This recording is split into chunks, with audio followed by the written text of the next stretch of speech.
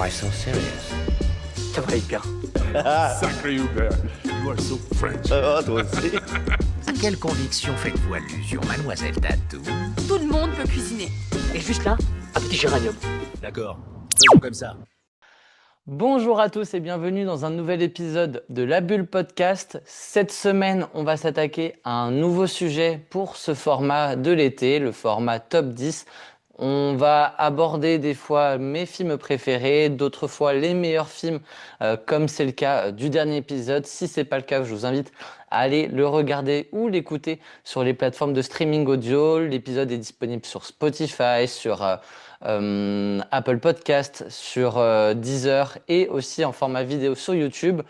On va rebasculer cette semaine dans le format Top 10 de mes films préférés sur cette fois-ci la thématique de l'enfance. Voilà. Je suis une nouvelle fois tout seul, j'ai bien bossé mon sujet, c'est une thématique qui me tient à cœur, c'est un cinéma que j'aime beaucoup lorsque c'est notamment des enfants qui jouent les premiers rôles.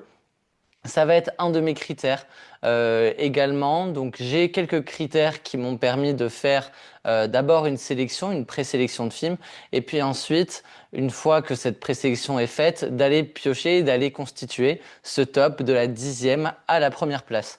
Dans mes critères, nous avons du coup le fait que le rôle principal soit incarné par un enfant. C'est quand même important. Ça aussi permet de trier aussi tout ce qui est film sur la thématique de la famille, parce que des fois, il n'a pas été simple aussi de trancher si ce film n'est pas un peu hors sujet lorsqu'il s'agit de traiter le point de vue ou le sujet de l'enfance, ou s'il s'agit plutôt de problématiques familiales. Donc, si le personnage principal est un enfant, ou si au moins nous avons le point de vue de l'enfant qui est traité et qui est un peu l'angle principal du film, c'est OK. Le sujet de l'enfance, pourquoi j'ai décidé aussi de faire un épisode dessus, parce que c'est un sujet, moi, que j'aime beaucoup. Voilà, étant jeune adulte, j'ai 26 ans, c'est un cinéma qui renvoie à une période de ma vie qui est assez récente, que aussi, des fois, j'ai même oublié, et qu'il est bon et qu'il est super agréable de redécouvrir à nouveau au cinéma. Il y a des sujets, il y a des films et des séries dans ce classement que j'ai vu récemment et vraiment qui m'ont fait des espèces de chocs mentaux sur les périodes, sur les références, sur les vocabulaires qui sont employés dans ces films et qui font vraiment écho à mon passé. C'est facile de se sentir touché aussi par ces films-là. C'est des films que j'aime beaucoup. C'est aussi une thématique qui est très riche. Il y a beaucoup de sujets possibles, il y a beaucoup de périodes possibles dans cette enfance qui démarre, comme on l'a vu dans le récent Amélie et la métaphysique des tubes, dès la première année, dès les 2 ans en fait, dès lors qu'on apprend à marcher, à parler, jusqu'à du coup la clôture de l'adolescence et le passage à l'âge adulte, qui est caractérisé du coup par le fait d'avoir 18 ans.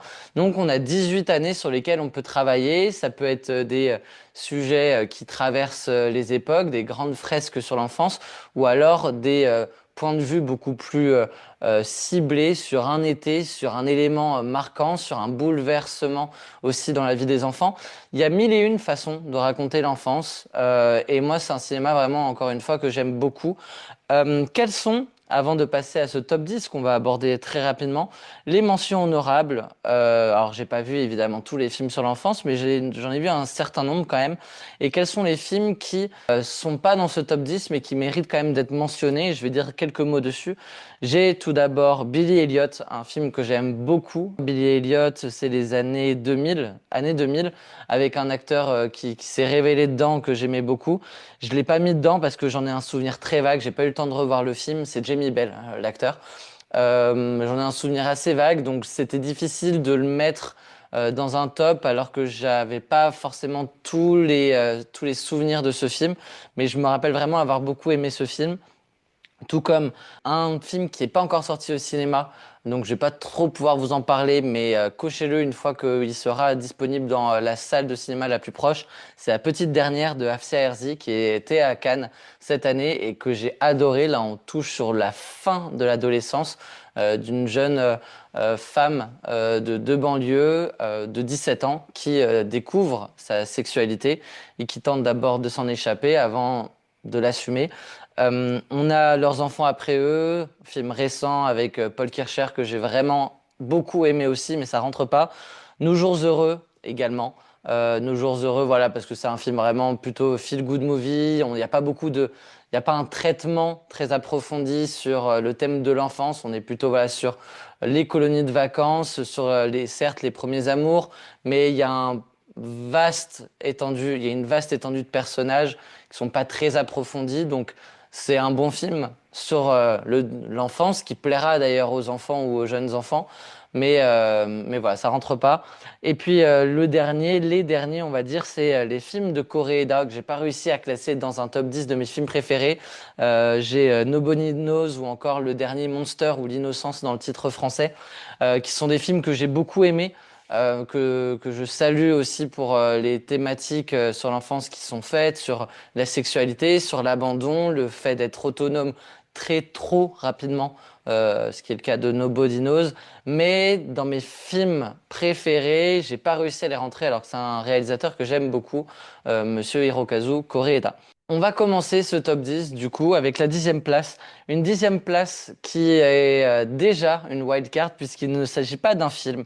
Ça se regarde comme un film. Je vous invite à le regarder. C'est disponible sur Arte en format intégral puisqu'il s'agit d'une série courte, mais qui, lorsqu'on la regarde intégralement, dure 1h30. C'est Samuel, moi que j'ai beaucoup aimé, que j'ai découvert cette année en marge du Festival d'Annecy. Et voilà, qui est sur quelle période est Samuel? C'est sur la fin de l'école primaire, la fin de la classe de CM2, couplée aux grandes vacances avant l'entrée au collège. L'angle que je choisis de traiter cette série sont les réflexions et les pensées d'un garçon de 11 ans. Voilà, c'est un film qui est rempli de chocs mentaux sur la manière de réfléchir, la manière aussi où on règle les conflits à coups d'épervier, à coups de course, qui va le plus vite. Enfin, vraiment, on est vraiment sur beaucoup de situations qui sont vraiment très drôles et qui nous renvoient directement, moi en tout cas, à ma jeunesse. Et je pense que c'est une série qui va toucher toute une génération, là, entre, on va dire, les 2005 et les 1995, parce qu'on se reconnaît vraiment dans ce personnage de Samuel. Euh, il y a des réflexions qu'on pouvait avoir à cet âge-là sur voilà, tout ce qui est aussi premier émoi, premier sentiment amoureux, sentiment de jalousie, le fait de aussi pleurer des fois juste par fatigue. Enfin, c'est vraiment une série qui est très bien faite en animation, du coup. Et voilà, je la conseille vraiment sur Arte. C'est vraiment un joli programme qui a été fait et qui aura peut-être une suite aussi. On verra, mais voilà. Samuel en 10e position. C'est un format où, vu que je suis tout seul aussi, je vais pas pouvoir faire un podcast de 50 minutes. Donc des fois, vous allez voir que peut-être je passe un peu vite sur les films, mais l'idée c'est d'avoir vraiment un top 10 où j'explique grosso modo qu'est-ce que j'ai aimé dans le film, qu'est-ce qu'il faut un peu savoir du film ou du coup de la série, et puis voilà un petit contexte sur l'angle et la période à laquelle se passe ce film dans l'adolescence et les sujets qui sont traités. Mais ensuite, je vous laisse les mettre dans vos watchlists et les regarder si ces films-là vous donnent envie, voilà, ultérieurement. On va passer à la 9e place, un film que j'ai revu aujourd'hui pour bien l'avoir en mémoire, même s'il est sorti il y a 2 ans. C'est Hope to Have Sex, un très beau film, je trouve, de Molly Manning Walker, qui d'ailleurs est son premier film. Il avait gagné le prix Un certain regard, donc c'est le prix du Festival de Cannes qui récompense le meilleur premier film de chaque année. C'était Hope to Have Sex qui avait gagné.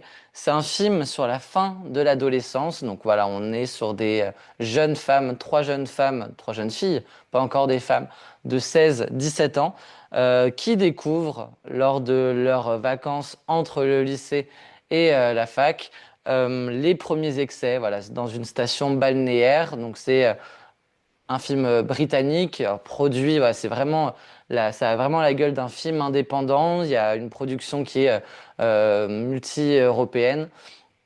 Et c'est vraiment un magnifique film. Ça me parle aussi, ça encore une fois, pourquoi j'ai aimé ce film, c'est parce que ça me parle, ça me ramène à une période qui était pas si lointaine, celle où voilà où on a 17 ans, où on est en quête d'autonomie, de liberté, et où c'est vraiment on a une consommation de la vie assez excessive, où on fait des conneries, où on teste aussi nos limites avec l'alcool. Voilà, là c'est aussi avec le prisme de la sexualité, puisqu'on suit le personnage de Tara, qui est interprété par une Mia McKenna Bruce absolument exceptionnelle. On suit ce personnage-là qui est encore vierge et qui veut un peu se le cacher, mais aussi profiter de cet été avec ses amis pour faire sa première fois. Donc c'est vraiment un film basé sur 2 semaines, hein. Franchement, c'est pas plus que ça. Même peut-être un peu moins, une semaine dans une station balnéaire où les filles vont découvrir un peu toutes les premières fois que peut offrir le monde des adultes auxquels elles rêvent d'appartenir, même si elles sont encore adolescentes. C'est un très beau film, il est disponible sur Canal, c'est sûr, peut-être avec l'abonnement OCS, je m'en souviens plus, mais en tout cas, c'est un film qui est accessible actuellement et je vous conseille vraiment de le voir. Il est court, je crois qu'il fait 1h10, 1h15 et c'est vraiment très bien fait, très bien rythmé. Esthétiquement, il est très joli. Il peut avoir l'apparence un peu vulgaire, mais il faut vraiment s'en détacher parce que c'est un peu ce qui est aussi pointé du doigt, ce côté voilà de la vulgarité aussi, des propos des garçons, des filles, des hommes envers les filles, de la société qui vulgarise aussi cette jeunesse et qui voilà dans des milieux comme les stations balnéaires où il y a beaucoup d'outrance là-dessus, de nudité qui est acceptée, mais qui est des fois aussi un peu, qui est un peu forcée également. Donc voilà, c'est un film que je vous conseille fortement. 8, Close, un film que j'ai découvert cette année, qui avait marqué le Festival de Cannes il y a quelques années. C'est un film sur l'arrivée au collège, avec l'angle qui est traité dans ce film, c'est le poids du regard des autres sur une amitié fusionnelle entre deux garçons.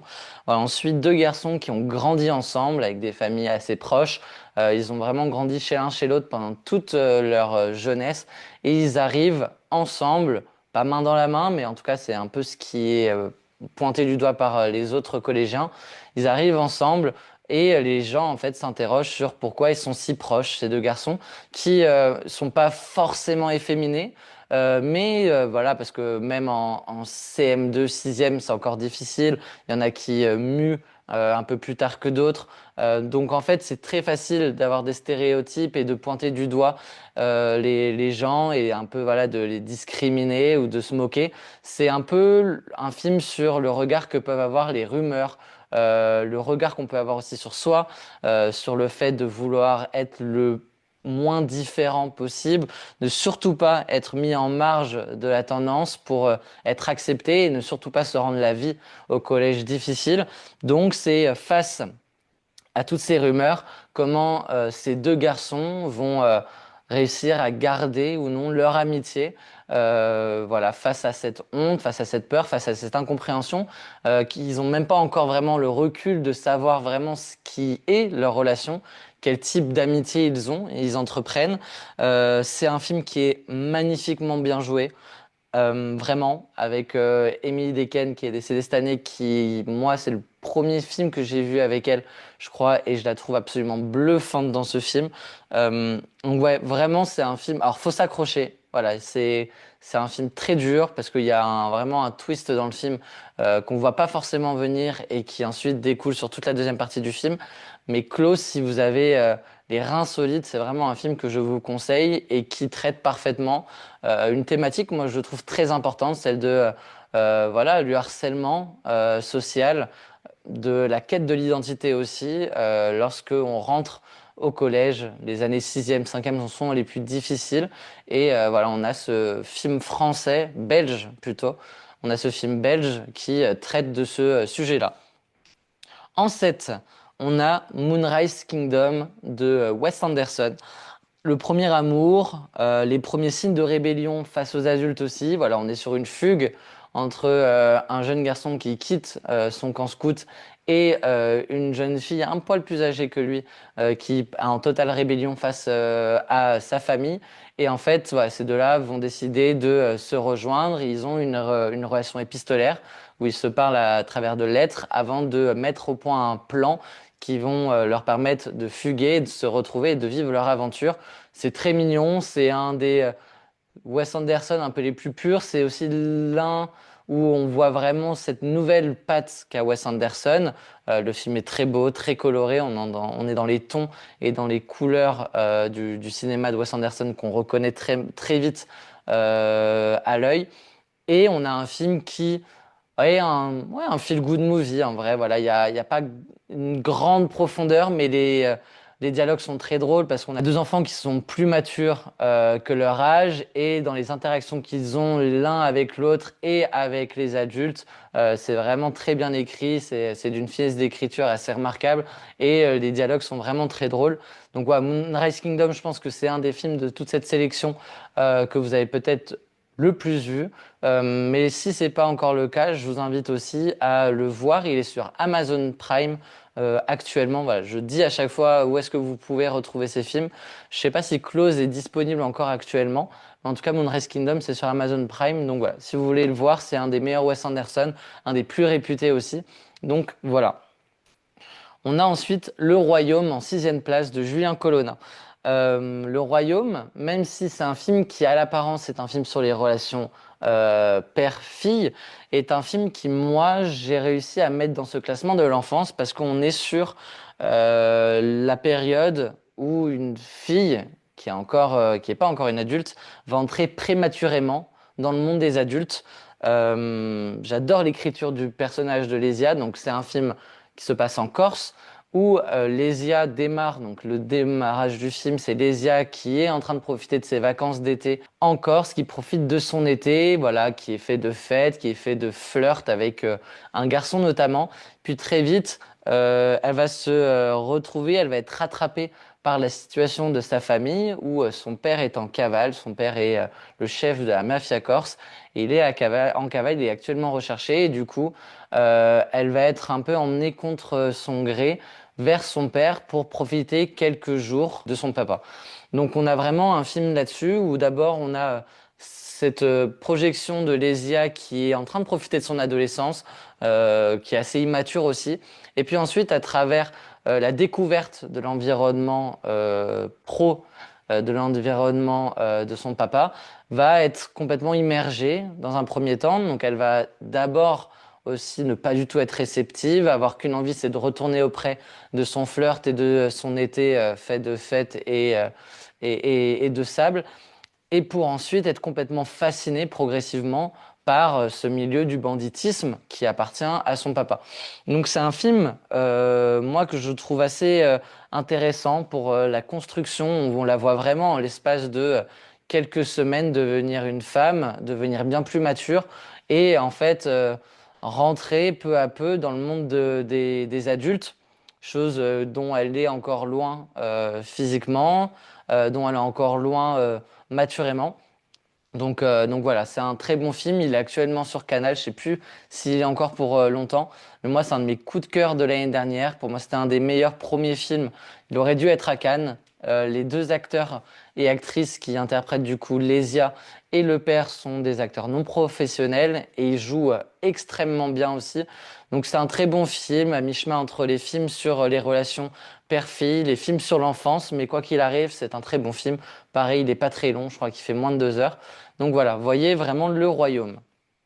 On continue avec Boyhood, Boyhood de Richard Linklater. C'est une fresque absolument fantastique sur l'enfance qui s'étend sur 12 années. 12 années, c'est aussi le temps de tournage qu'il y a eu pour réaliser ce film, puisque Richard Linklater a réalisé une véritable prouesse en filmant ses acteurs pendant 12 ans, un peu chaque été, et ensuite en constituant ce film avec des rushs qui s'étalent sur 12 ans.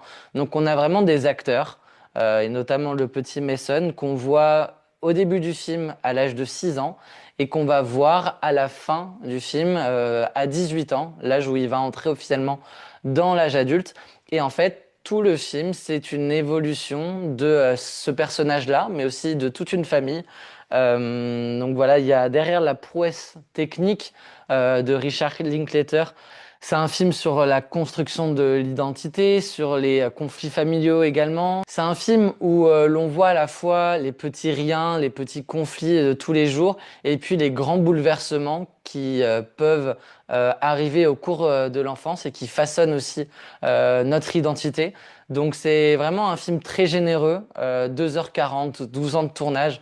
Mais c'est un film qui a vraiment sa place dans ce top 10 parce que il est prodigieux, le fond est aussi bon que la forme et voilà, c'est un film totalement original qui ressemble à aucun autre.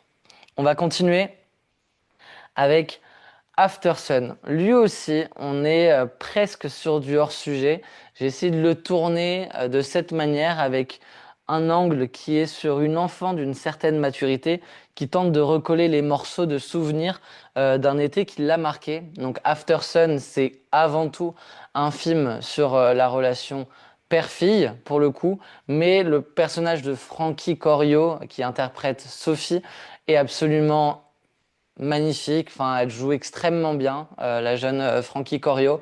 La relation avec son père est vraiment, vraiment très, très belle. Et en fait, on est sur un film que je mets quand même dans la thématique de l'enfance, puisque c'est un film où rien n'est évident. J'aime beaucoup le fait où, limite, on a une compréhension du film qui est celle de l'enfant, qui est Sophie, à savoir que rien n'est évident. On voit des choses se passer, on essaye de comprendre le caractère du père, un personnage extrêmement complexe. On essaye de comprendre aussi les relations qui nous entourent dans cette espèce de camp de vacances, un espèce de club med. Mais rien n'est évident, quoi. Il est très difficile de prendre chaque scène pour compte et au pied de la lettre, puisque tout est un peu nuancé, nuançable.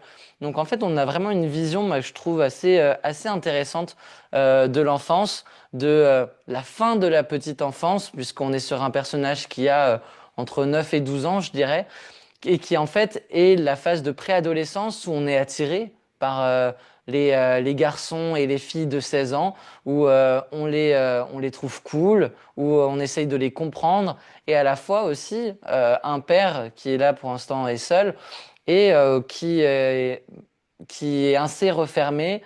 C'est un film sur le non-dit, sur l'image également.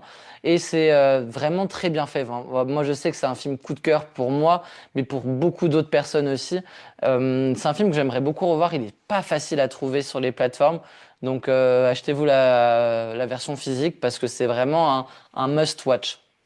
Je reprends mon souffle et on va aborder maintenant le top 3. On va commencer avec la troisième place, Amélie et la métaphysique des tubes, qui est sortie il y a quelques semaines, que j'ai adoré. Il y a l'interview des réalisateurs Maëlys Valade et Liane Chohan qui est disponible sur la chaîne YouTube de La Bulle.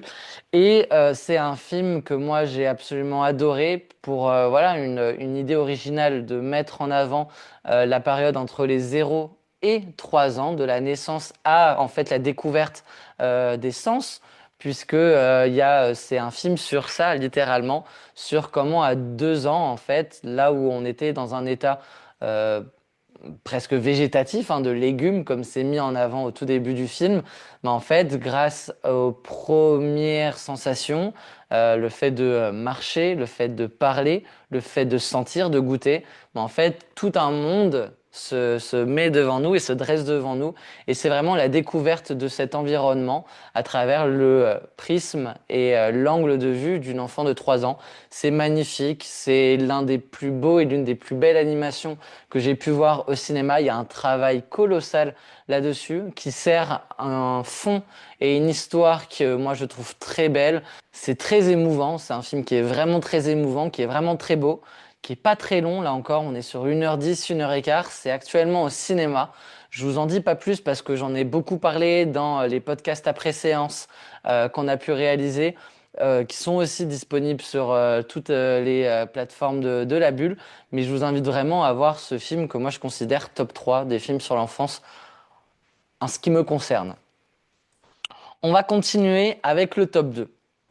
Le top 2, il n'a pas été très difficile à faire, à vrai dire. C'est vraiment les 2 premiers films que j'ai cochés et que j'ai classés. Et ensuite, on a rétro-pédalé pour compléter ce top 10. Mon top 2, c'est un film qui m'a mis sur le cul dès lors que je l'ai vu, c'est Tomboy, le film de Céline Sciamma, la réalisatrice du Portrait de la jeune fille en feu, notamment. C'est un film qui, moi, m'a touché pour son sujet sur les garçons manqués, sur le questionnement identitaire d'un enfant de 10 ans. On tient là un immense film d'1h30 que je trouve brillant, qui a presque une allure de documentaire, tant chaque mot, chaque regard, chaque façon de poser la caméra, de regarder son propre corps pourrait vraiment être des scènes qui se sont produites dans ma jeunesse ou que j'ai vu reproduits dans ma jeunesse. C'est un film sur les enfants qui se sentent mal dans leur peau, clairement, et au sens propre, littéral, puisque ils ont le sentiment de ne pas appartenir au bon genre.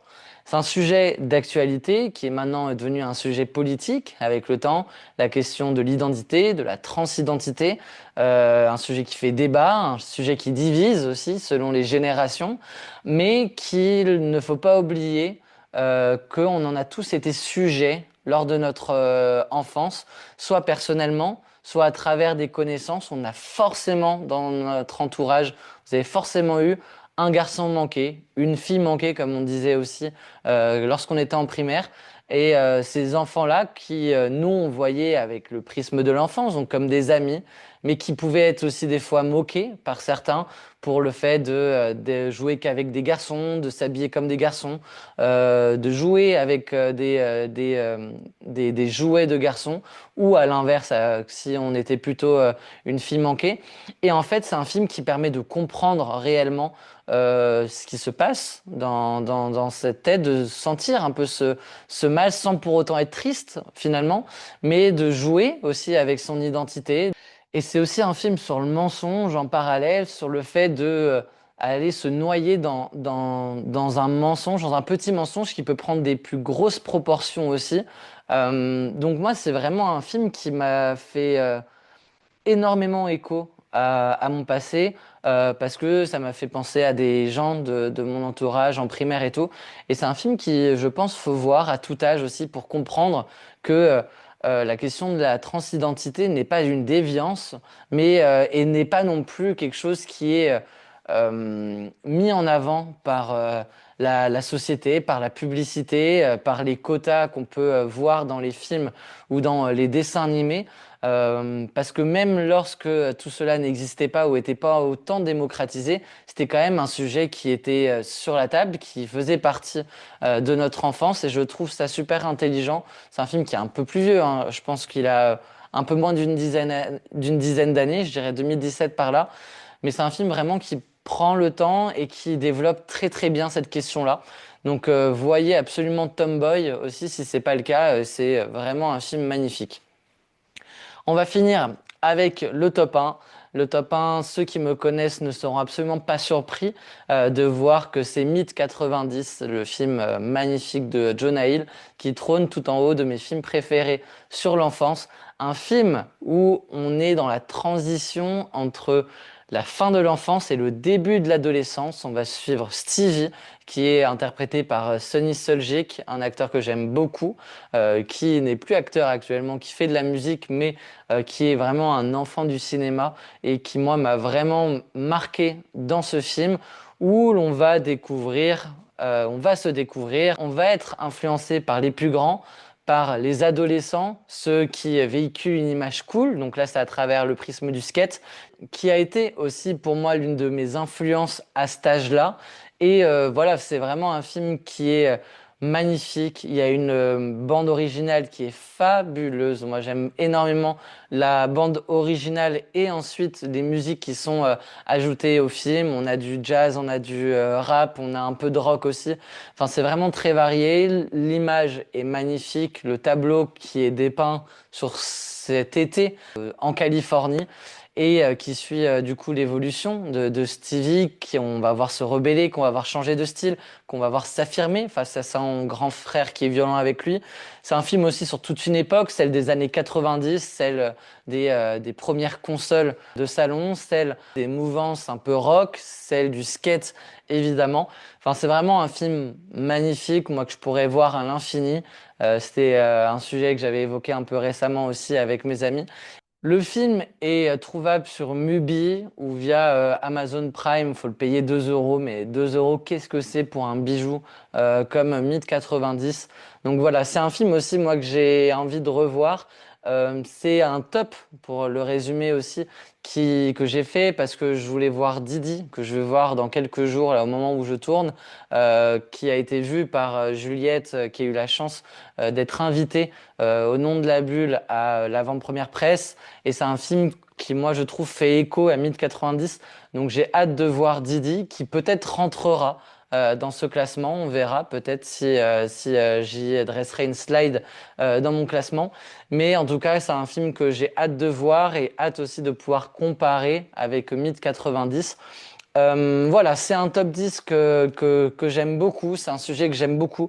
N'hésitez pas dans les commentaires à me dire aussi quels sont vos films préférés sur l'enfance. Allez plus loin qu'un top 3 si jamais l'envie vous gagne et que c'est plus difficile de faire un top 3 qu'un top 10. Mais dites-moi du coup quels sont vos films préférés sur l'enfance. On se retrouve très vite sur La Bulle Podcast et puis très bon été à tous. Ciao!